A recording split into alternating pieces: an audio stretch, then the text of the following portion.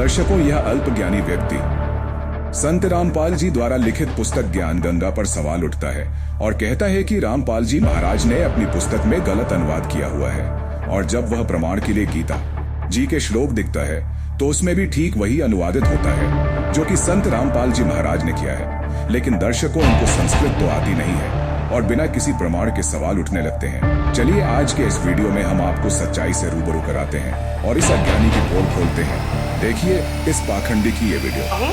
इस वीडियो में हम जानेंगे रामपाल जी अपने व्यक्तिगत ढंग से हमारे शास्त्रों को किस तरह से व्याख्या करके लोगों के सामने प्रस्तुत करते हैं और संत कबीर जी को कबीर परमात्मा बना के लोगों को भ्रमित करने का भी उन्होंने बहुत ज़्यादा प्रयास किया। तो रामपाल जी अपने पुस्तक ज्ञान गंगा में हमारी भगवत गीता की 14 अध्याय की श्लोक संख्या 3 से लेके 5 की रेफरेंस देते हुए यहाँ लिखते हैं, ब्रह्मकाल कह रहा है कि प्रकृति दुर्गा तो मेरी पत्नी है, मैं ब्रह्मकाल इसका पति हूँ। हम दोनों के संयोग से सर्व प्राणियों सहित तीनों गुणों रजोगुण ब्रह्मा जी, सतोगुण विष्णु जी तथा तमोगुण शिव जी की उत्पत्ति हुई है। मैं ब्रह्म सर्व प्राणियों का पिता हूँ तथा प्रकृति दुर्गा इसकी माता है। मैं इसके उदर में बीज स्थापन करता हूँ जिससे सर्व प्राणियों की उत्पत्ति होती है। प्रकृति दुर्गा से उत्पन्न तीनों गुण रजोगुण ब्रह्मा, सतोगुण विष्णु तथा तमोगुण शिव जी को कर्म के आधार से शरीर में बांधते हैं। तो बंधुओं, हम देखेंगे हमारी भगवत गीता में क्या भगवान ने ऐसा कहा। जिस तरह से रामपाल जी ने अपनी पुस्तक में लिख दिया अपने व्यक्तिगत ढंग से, क्या हूबहू उसी तरह से हमारी भगवत गीता में कहा गया। तो आइए हम अपने भगवत गीता में चलते हैं। यह है श्लोक संख्या 3, मम योनिर महत ब्रह्म तस्मिन् गर्भम दधाम्यहम संभवा सर्वभूतानां ततो भवति भारत। हे अर्जुन, मेरी महत ब्रह्म रूप मूल प्रकृति संपूर्ण भूतों की योनि है तथा गर्भधान का स्थान है और मैं उस योनि में चेतन समुदाय रूप गर्भ को स्थापन करता हूँ। उस जड़ चेतन की संयोग से सब भूतों की उत्पत्ति होती है। यहाँ ना तो काल है और ना ही दुर्गा है।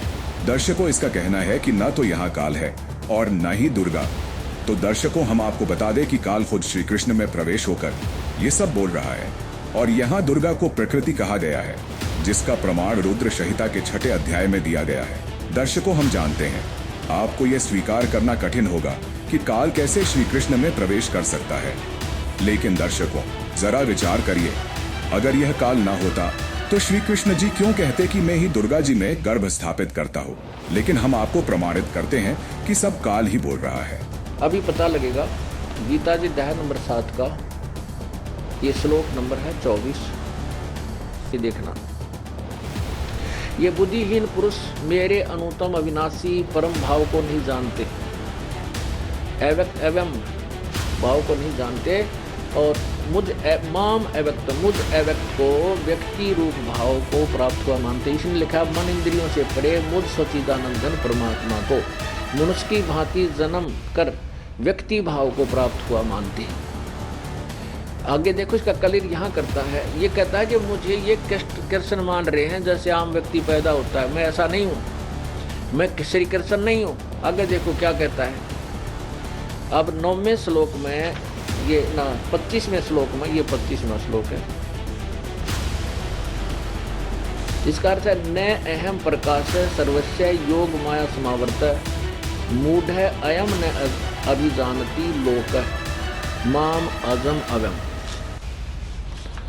ये देखो, ये अनुवाद देखिए, अपनी योग माया से छुपा हुआ, यानी इससे सिद्ध हो गया क्लियर कि ये कहीं साकार है और अपनी योग माया से छुपा हुआ है। इससे सिद्ध है ये है, वहाँ विद्यमान है, साकार है, लेकिन अपनी योग माया से छुपा हुआ है। स्पष्ट स्वीकार करता है गीता ज्ञाता और ये स्पष्ट कर ही रहा है कि मैं कृष्ण नहीं हूँ। अगर ये कृष्ण बोल रहा होता तो ये नहीं कहता मैं तो छुपा हुआ हूँ, मैं किसी के सामने नहीं आता। कृष्ण जी तो सामने खड़ा, सब देख रहे थे। अपनी योग माया से छुपा हुआ मैं सबके प्रत्यक्ष नहीं होता, इसलिए यह अज्ञानी जन समुदाय मुझ जन्म रहित अविनाशी परमेश्वर को नहीं जानता है। आइए श्लोक संख्या 4 देख लेते हैं। सर्वयोनिषु कौन्तेया मूर्तयः संभवन्त्यः तासां ब्रह्म महद्यानिरहं बीज प्रदापिता।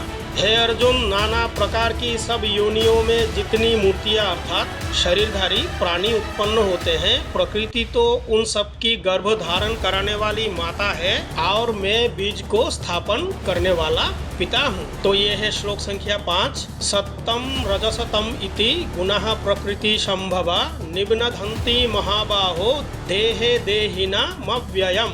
हे अर्जुन, सतोगुण, रजोगुण और तमोगुण ये प्रकृति से उत्पन्न तीनों गुण अविनाशी जीवात्मा को शरीर में बांधते हैं। तो दर्शकों, आपने देखा अपने गीता जी में भी वही सब लिखा हुआ है कि संत रामपाल जी ने अपनी ज्ञान गंगा पुस्तक में लिखा हुआ है। लेकिन दर्शकों, इस पागल को ज्ञान तो है नहीं और गीता जी के श्लोक उठाकर बस उन्हें पढ़ता रहता है और जो मन में आए बोलता रहता है। दोस्तों, संत रामपाल जी महाराज जी एकमात्र ऐसे संत हैं जो वेदों के अनुसार भक्ति बताते हैं